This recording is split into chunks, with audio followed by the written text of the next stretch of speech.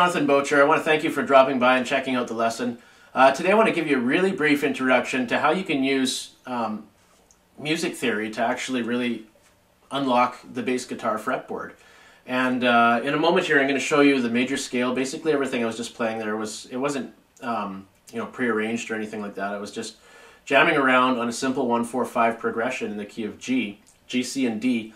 And then on top of that I was using some theory, some intervals out of this scale to create some cool little fill notes and riffs and stuff like that. And all an interval is the distance between two notes. So anyways, let's zoom in here and I'll show you the major scale just in case you're not familiar with that, and see how that relates to theory. Alright, so hopefully you're familiar with the major scale. If not, it goes like this. We're going to start it on the G note. You'll see I have a 5-string bass. Don't worry about that for now. You can just ignore this string right here, okay, the lowest string. I'm not going to use that today, just to keep the playing field level for everybody here. So on the 3rd fret, on the 4th string here, we have a G note, okay? So that's the root of our scale. So we're going to use that, and the major scale goes like this.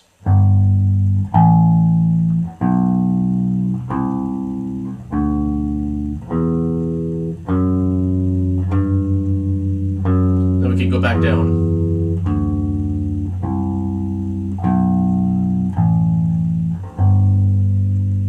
We end on the G again. Okay, so without getting into anything too complicated here, let's just give each of those notes a number. So if we're going to start on the G, we'll call that a 1. So that's 1. Then we'll go up 2, 3, 4, 5, 6, 7, 8. I want to show you how you can actually approach the bass from a perspective of numbers and patterns. So if we look at that, we can then make intervals between those scale positions, and an interval is just the distance between two notes. So for instance, 1 and 5, right? Does that sound musical? Yeah, it sounds pretty good, right? What about 1 and 4? That sounds good too. Or 1 and 3. So you can see how those numbers actually work quite nicely from a musical perspective, and we can take that and apply it. Now if we move this scale around, and I realize this might be a bit advanced for some of you, but what you can do is you can actually take this pattern that I've just shown you, and you can apply that anywhere on the fretboard. Now you can use that same pattern. If we move it up, I moved it up 2 frets, so I started on the root of A, and now it becomes an A major scale.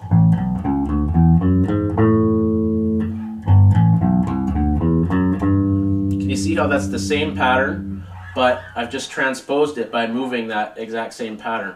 So what you can do then is use these intervals and the numbers to make some really cool music. And at the beginning there I was just playing around with some different things, and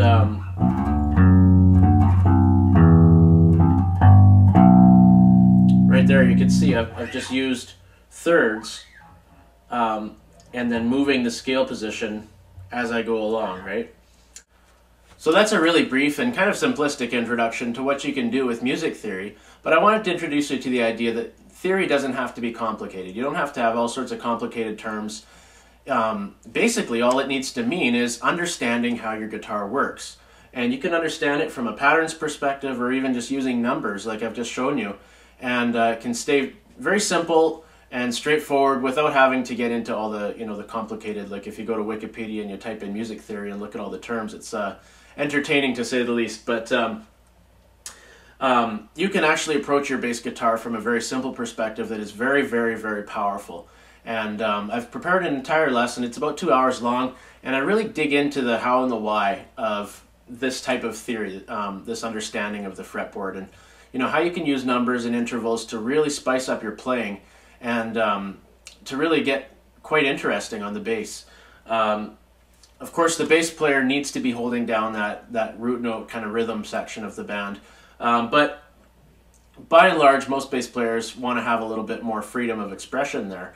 And you know, what's stopping you from popping out the odd riff and having some fun with it, right? And you can do that quite frequently as a bass player. Usually at the end of every phrase, you'll have a little gap where you can throw something in, and this type of theory is what's going to really enable you to get creative with those types of things. Once you understand what you're working with, then it becomes very simple to come up with new ideas. And anyways, that's what Decoding the Bass Guitar is all about. I encourage you to check it out.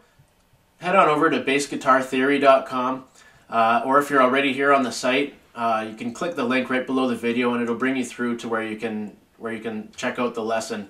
I really do think it's going to help you expand your playing as a bass player, and I guarantee it. In fact, like, I give you a full 90 days to check out the lesson, and if you're not satisfied for any reason, I'll give you all your money back. No questions asked. So that's how much I really believe this lesson is going to help you, and how this theory and this understanding of the fretboard is really going to expand your potential as a player. So go on there and check it out, and we'll see you next time.